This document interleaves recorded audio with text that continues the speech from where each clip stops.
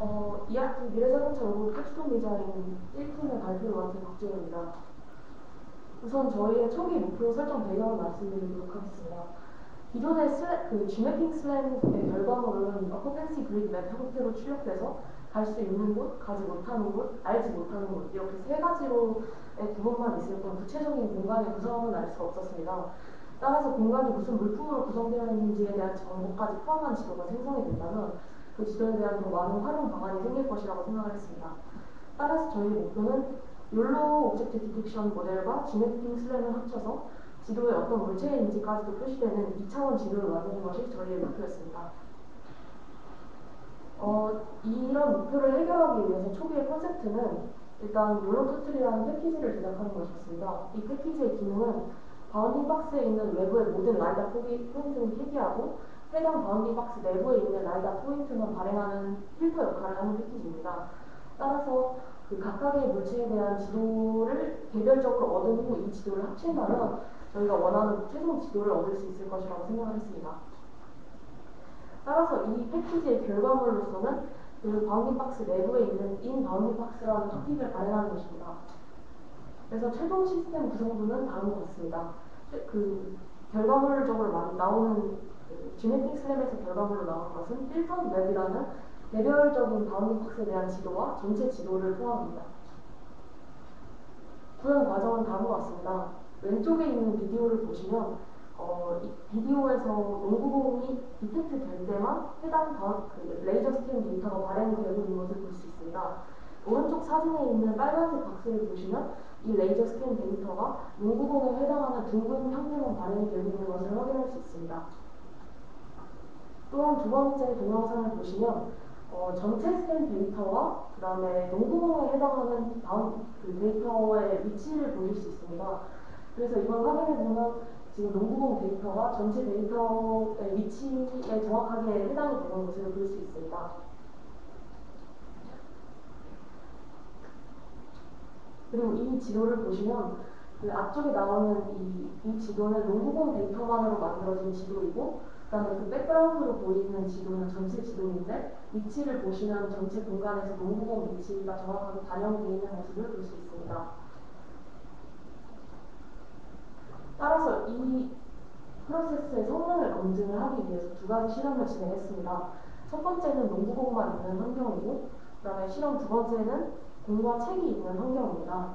실험 장비는 터틀보3 와플과 제슨나도 그 다음에 바운딩 박스를 디텍트하는 욜로 다크넷 로스는 RTX 3080에서 진행을 했습니다.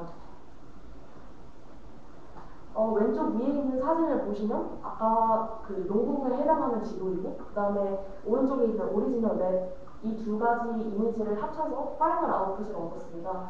이 합치는 과정 오픈CV로 진행을 했는데요.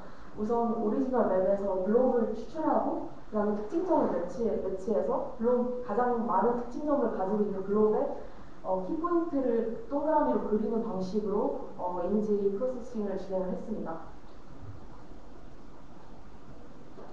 그리고 두 번째 실험입니다. 공과 책이 있는 환경이었는데요. 이 사진을 겹쳐지는 것을 보시면 이 각각의 개별적인 지도가 전체 공간에서 어떤 물체가 어디에 있는지에 대한 위치를 반영을 하고 있는 것을 볼 수 있습니다.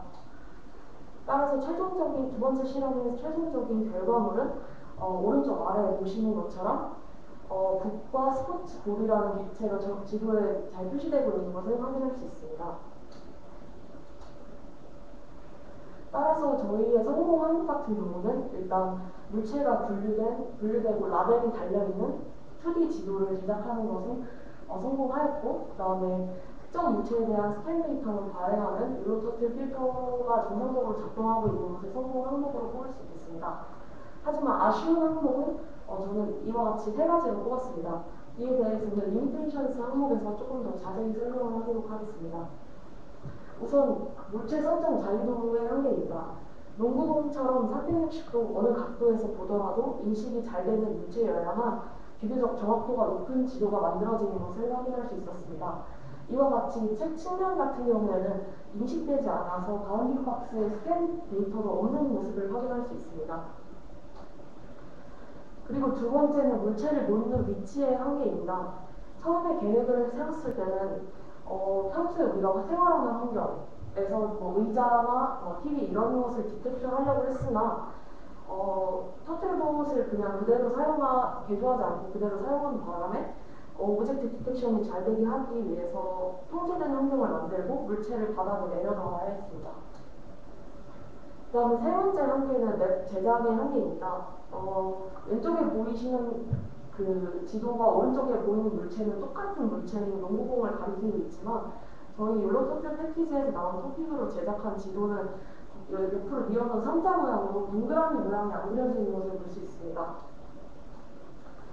이에 대한 원인으로는 저희는 Gmapping 슬랩은 오도메트릭 값이나 스캔 값 등을 연속적으로 받아서 지속적으로 예측 보장을 반복하면서 지도의 정확도를 높이는데 율로토틀 패키지에서 나온 토픽은 불연속적이고 그 나머지 데이터들과 싱크도 정확히 맞지 않아서 로컬라이제이션 단계가 제대로 수행되지 않아서 저렇게 지도가 부정확하게 나오는 것은 저는 분석을 하고 있습니다. 어, 과제 수행 시 발생한 문제점은 다음과 같습니다. 크게 두 가지, 싱크로나이제이션 문제와 트랜스폼 문제가 있었는데요. 우선 싱크 문제에서는 저희가 이 율로토틀 패키지 내부에서 메시지 필터라는 기능을 사용하고 있었는데 이 기능은 서로 다른 주파수로 발행되는 각 토픽의 싱크를 맞추는 것이었습니다.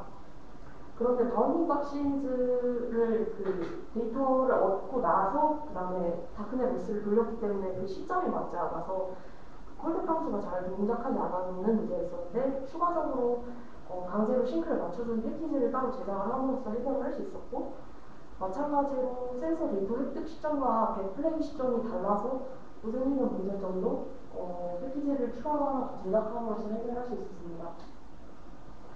그 다음에 트랜스폼에서의 문제점은 우선 그 세 가지 종류로 라이다 스캐닝 데이터를 분류하는 클래스를 만들었었는데 점이 전혀 분류되지 않는 모습을 확인할 수 있었습니다. 따라서 여기 내부에서 사용하는 프로젝트 3D 픽셀 함수가 카메라 캘리브레이션 정보를 사용하는 것을 보고 캘리브레이션 수행 후 해당 정보를 발행하는 패키지를 따로 제작함으로써 문제를 해결할 수 있었습니다. 그리고 마지막 문제로는 전체 라이다 데이터가 분류되는 것은 확인할 수 있었지만 라이다 데이터가 농구공이 아니라 다른 벽 같은 데이터를 발행하는 것을 스태틱 트랜스폼 퍼블리셔의 그 베이스 스캔 값과 카메라 좌표 값을 단계를 맞춰줌으로써 해결을 할 수 있었습니다. 마지막으로 향후 추가 연구에 관한 것입니다. 현재는 검출된 객체만 해당하는 지도를 제작하고 있지만 검출된 객체만 리포함하는 지도를 만든다면 사람이 많이 다니는 공간에서도 사람의 정보에 대한 데이터만 폐기함으로써 유동적인 공간에서도 지도를 만들 수 있을 것이라고 생각을 합니다. 그 다음에 두 번째는 환경에 대한 일부분의 정보만 가지고 있어도 강인하게 작동해서 더 정확도가 높은 지도를 생성하도록 Gmapping 슬랩의 성능을 개선할 필요가 있다고 생각을 합니다. 이상으로 발표를 마치겠습니다. 감사합니다.